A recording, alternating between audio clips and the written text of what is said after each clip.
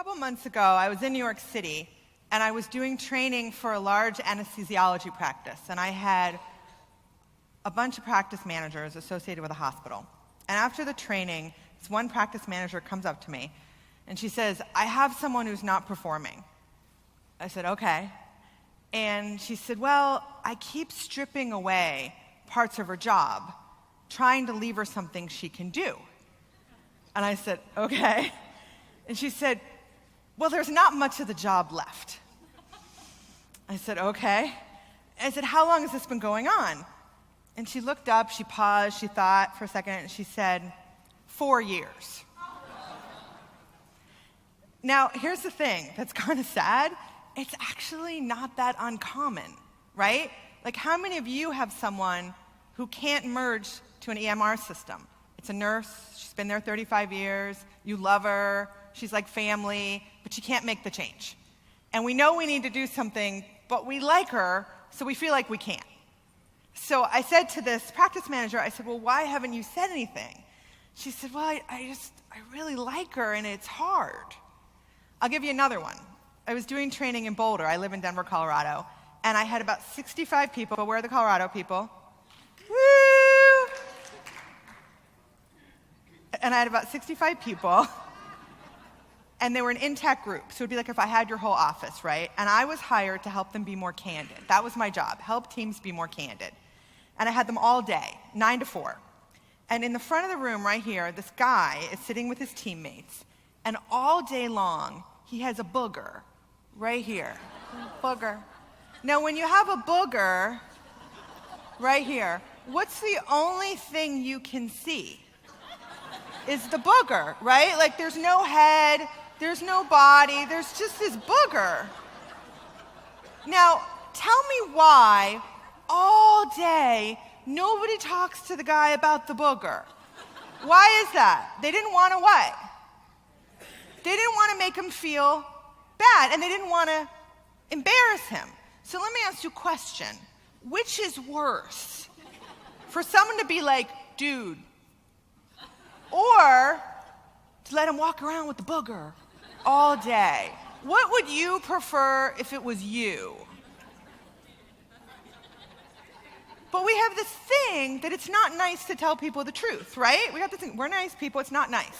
So I'm going to start a sentence, and I want you to finish it, okay? You ready? If you have nothing nice to say, don't say anything at all. Who taught you that? Your mommy. So it's mommy's fault that there's not more candor in the workplace. So here's what we're going to do in our time together today. I'm going to give you an 8-step formula to say the hardest things that you've been avoiding. I'm going to demo how to tell someone to put the girls away, how to tell someone they smell, how to tell someone not to text in front of patients, and how to tell someone that she or he has a bad attitude. So last year I spoke in San Diego, and I had about 100 of you, and I called a handful of you before this conference, and I said, "I have 15 minutes to demo hard conversations. What are the hard conversations you want me to demo?" So I'm going to demo those conversations. Now, at the end of my time, if you feel nauseous, you're like, "I cannot tell someone she smells. I cannot. I will have you do it." Then I want you to come to my breakout session tomorrow morning at 8:30, okay? I'm doing a breakout session at 8:30 called How to Say Anything to Anyone, which is the title of my book. During that session, you will get an expanded version of this, and you will learn how to create an environment where you can say what you want without wishing you had taken medication. That is legal where I live.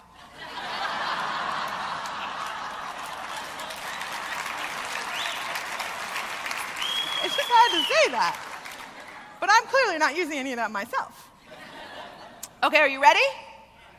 All right, here's how you tell someone to put the girls away. Now, for the people who are not clear what that means, cleavage, people, too much cleavage. I feel very passionately about this. Here we go, you ready? Step 1, introduce the conversation. "Hey, do you have a second? I need to talk to you." Step 2, I've noticed that some of the clothing you're wearing shows quite a bit of cleavage. Step 3, state the impact of that behavior. When people look at you and think about you in this office, I want them thinking about how smart you are and all that you bring to our practice. I don't want them distracted with something else. Step 5, ask her for her take on the situation. What are your thoughts? Now, what you should expect to get is a massive amount of defensiveness. And if she doesn't get defensive, you should call an ambulance. Now, I'm not kidding, because people are wired to get defensive. And some of us are waiting, right? We are waiting to have these conversations for the right time, right? You're like, well, I got this person who's not performing, but I'm just waiting for the right time. That time is not going to come, people, right? You're waiting for the moment that she's going to be receptive. Guess what? It's not coming. So when she gets defensive or starts to cry or kills you off or raises her voice, you just go, aha, she is breathing. Sweet, right? And she is not smoking that stuff that in Boulder is so prevalent. So you keep going, and she says whatever she says, and you say, okay, can I make a suggestion or request? You say, I want you to go to Ann Taylor. And Ann Taylor sells these camisoles that are really high and nylon, and they're $16 on sale, and they come in every color. And just wear it under everything, because when you sit down, it won't get any lower. Now, men are like, what does she mean? Women, you know what I mean, right? Like when we sit down, sometimes things, they just get lower. And then you say to her, would you be willing to do that? And the last thing you say is, thanks for having this conversation with me. I know it was awkward. Now, how many of you are thinking, there is no way I can do that without dying? You can. I want you to have the mind frame that when you tell people the truth, you do them a favor. To let your employees proliferate in a job where they are not being successful or where people are talking smack about them, meaning gossip, does not do them a favor. Now, tomorrow morning, what I'm going to talk about is how do I create a relationship with my doctors and my staff and our partners and our vendors and our patients where we can tell the truth. So if any of this feels difficult, come tomorrow, okay?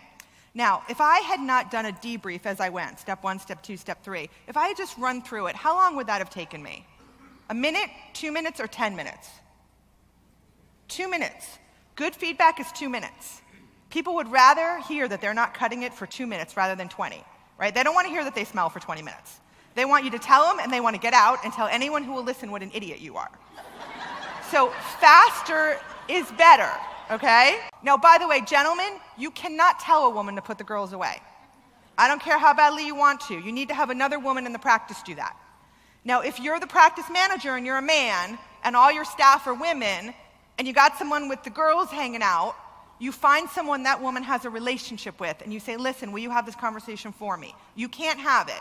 If you do choose to have it, please have a witness, because it is a walking lawsuit waiting to happen.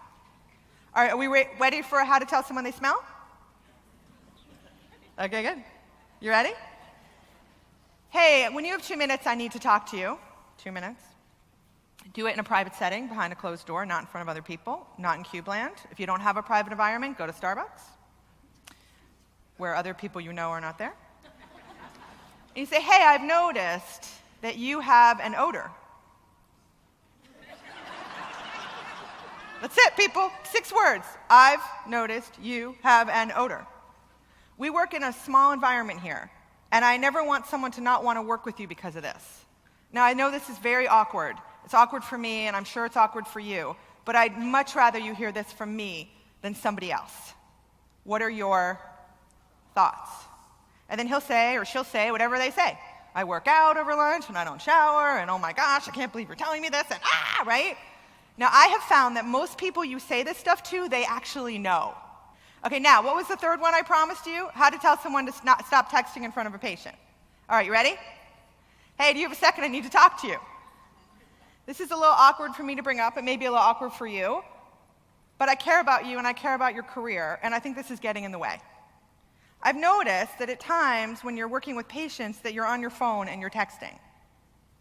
We're in an environment that is really about customer service and paying attention to every patient who comes in here as if they were our parents and our moms and our grandmas. So I'm going to ask you not to have your phone out, ever, when you're with a patient, and that you're really giving your full attention to that patient. What are your thoughts? And that's it. Now, how many of you have noticed that sometimes you have to have feedback conversations more than once? You're like, we're talking about this again?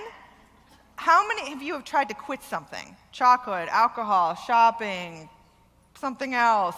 How long does it take? Like, is it like, if you try to quit smoking, does it go on the first try? Yeah, the guy I'm dating, it's been a year. He's not working out. So don't expect to have the conversation more than once. And you tell the person, you prep it, right? You prep it and you say, listen, when I see this get better, I'm going to say something. And when it doesn't get better, I'm going to say something. But be prepared to have this conversation again, although I'd really love not to. So, and this is really what I'm going to talk about tomorrow. The key to being able to say what you want without being physically ill is to set the expectation that you're going to do so. But most of us don't.